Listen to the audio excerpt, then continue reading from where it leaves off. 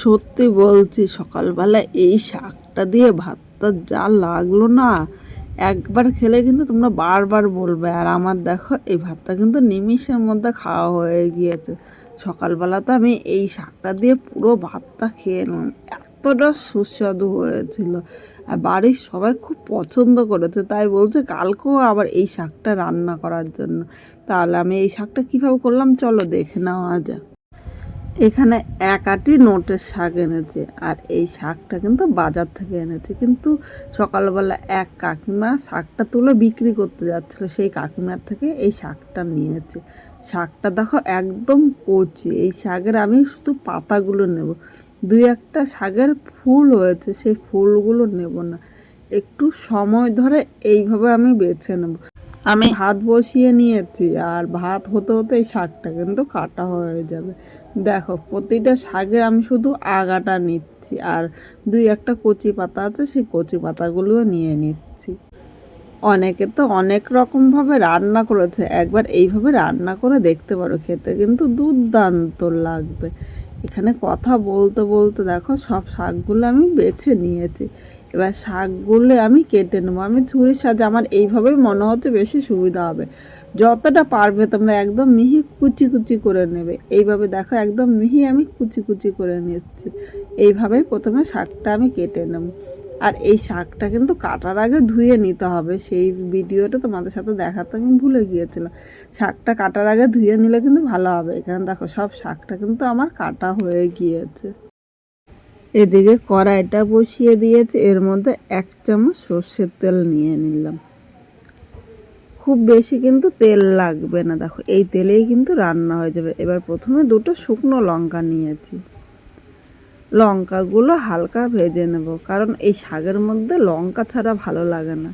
তোমরা যদি লঙ্কা ভালো না লাগে তাহলে স্কিপও করতে পারো। দেখো লঙ্কাটা ভাজা হয়ে গিয়েছে, এবার আমি তুলে নিলাম। এখানে কিন্তু আমি তেল দেবো না, এই তেলেই পুরো রান্নাটা করব। এবার এই তেলের মধ্যে আমি 6 থেকে 7 কোয়া রসুন আমি থেতো করে নিয়েছি। এইভাবেই থেতো করে নিতে হবে, এটা কিন্তু বাটতে হবে না। এবার এইটা 1 থেকে 2 সেকেন্ড আমি ভেজে নেব। রসুনের যে উগ্র গন্ধ থাকে সেই গন্ধটা কিন্তু তাহলে চলে যাবে। এরপর এখানে আমি শাকগুলো নিয়ে নিলাম। এবার এই জায়গায় দেখো আমি স্বাদ অনুযায়ী পুরো লবণটা কিন্তু নিয়ে নিয়েছি। এরপরে কিন্তু এখানে আর লবণ দেব না। এবার এর মধ্যে দুটো কাঁচা লঙ্কা নিয়েছি। এখন ঢাকা দিয়ে এইভাবে কিছুক্ষণ রান্না করে নেব। 5 মিনিট পর আমি চলে আসলাম। এবার ঢাকনিটা তুলে নিয়েছি। এদিকে দেখো শাকটা কিন্তু অনেকটা মজে গিয়েছে, আর এইভাবে ঢেকে রান্না করলে কিন্তু শাকটা অনেকটা নরম হয়।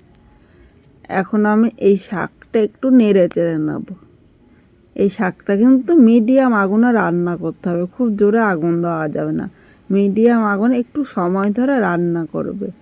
সকালবেলায় এরকম যদি একটা শাক থাকে তাহলে কিন্তু আর কোনো কিছুই লাগবে না। এবার এই শাকের মধ্যে আমি হলুদ নিয়ে নিলাম। ইচ্ছে করলে তোমরা কিন্তু হলুদটা স্কিপও করতে পারো, খুব সামান্য হলুদ নিয়েছি। হলুদটা এর সাথে নেড়ে চেড়ে মিশিয়ে নেবার, দেখো শাকের থেকে কতটা জল বেরিয়েছে।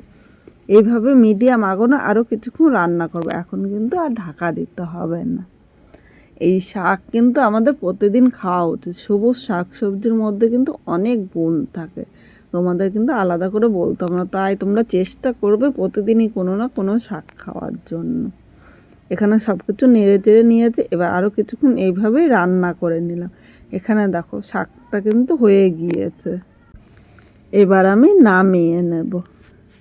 আজকে খুব সাধারণভাবে এই নোটে শাকটা রান্না করেছি। তোমাদের কীরকম লাগলো কমেন্ট করে জানাতে কিন্তু ভুলো না। নতুন কোনো বন্ধু এই ভিডিওটি দেখতে আসলে ভালো লাগলে একটা লাইক, শেয়ার ও কমেন্ট করো। সাবস্ক্রাইব করে পাশে থেকো, যাতে নতুন নতুন ভিডিও আপলোড করলে সবার আগে নোটিফিকেশন আপনার কাছে পৌঁছিয়ে যায়। সকালবেলা আজকে আমার কিন্তু এই শাক দিয়ে পুরো ভাত খাওয়া হয়ে গিয়েছে, আর বাড়ির সবাই খেয়ে কিন্তু খুব খুশি হয়েছে। এর সাথে দেখো আমি দুটো শুকনো লঙ্কা নিয়েছি। এই একই শাক কিন্তু আবার কালকেও বলেছে রান্না করার জন্য, কারণ এই শাকটা এতটাই টেস্টি হয়। গরম ভাতে কিন্তু আর কোনো কিছুই লাগে না। দেখো আমার এইটুকু শাক দিয়ে কিন্তু খাওয়া হয়ে গেল।